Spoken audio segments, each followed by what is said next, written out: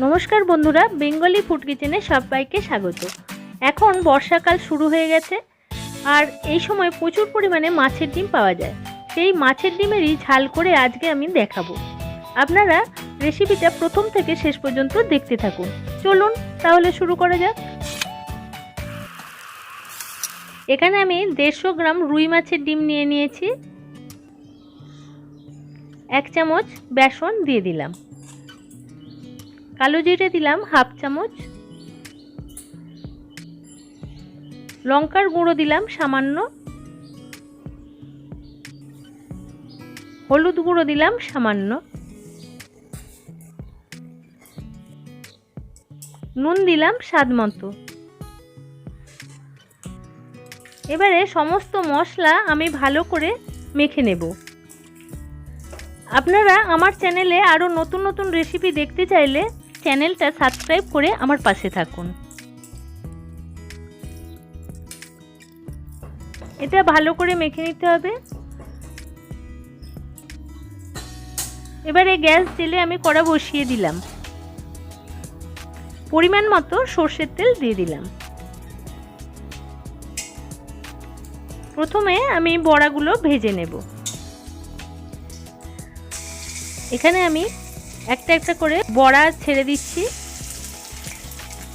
ডিমের মধ্যে 1 চামচ বেসন দিলে ডিমটা আর ফাটবে না। আমার চ্যানেলে ফিশ ফিঙ্গারের রেসিপি দেয়া আছে, আপনারা অবশ্যই সেটা দেখে নেবেন। এবারে একটা পিঠ হয়ে গেছে, আমি বড়াগুলো উল্টে দিচ্ছি। ডাল ভাতের সাথে এরকম গরম গরম ডিমের বড়া খেতে ভালোই লাগে। শুধু মুখেও এই ভাজা বড়া খেতে খুব ভালো লাগে। ফোড়ন দিয়ে দিলাম हाफ চামচ কালো জিরে, हाफ চামচ রসুন বাটা। এবারে রসুনটা একটু ভেজে নিতে হবে। রসুনে যখন ভাজা গন্ধ বেরোবে তখন একটা পেঁয়াজ আমি এখানে দিয়ে দিলাম। এটা আমি ছোট কুচি করে কেটে রেখেছিলাম। এটা ভালো করে ভেজে নিতে হবে। টমেটো দিয়ে দিলাম আধখানা। টমেটোটা ভালো করে ভেজে নিতে হবে। নুন দিলাম স্বাদ মতো। একটা কাঁচা লঙ্কা চিড়ে দিয়ে দিলাম।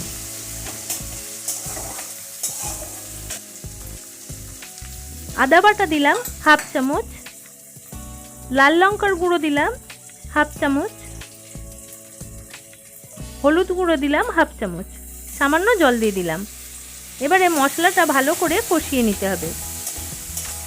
আমার চ্যানেলে কাতলা মাছের কালিয়া এই রেসিপিটা দেয়া আছে, আপনারা অবশ্যই সেটা দেখে নেবেন।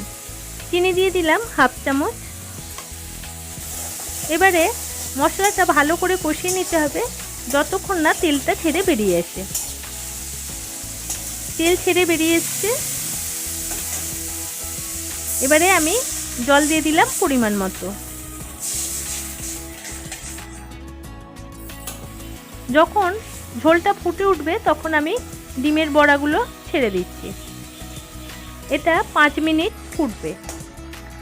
মিডিয়াম ফ্লেমে এটা ফোটাতে হবে।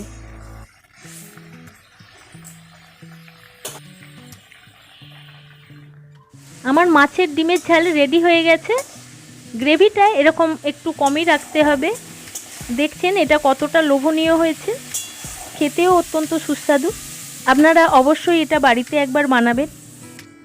এটা আমি এবার একটা প্লেটে সার্ভ করে দিচ্ছি।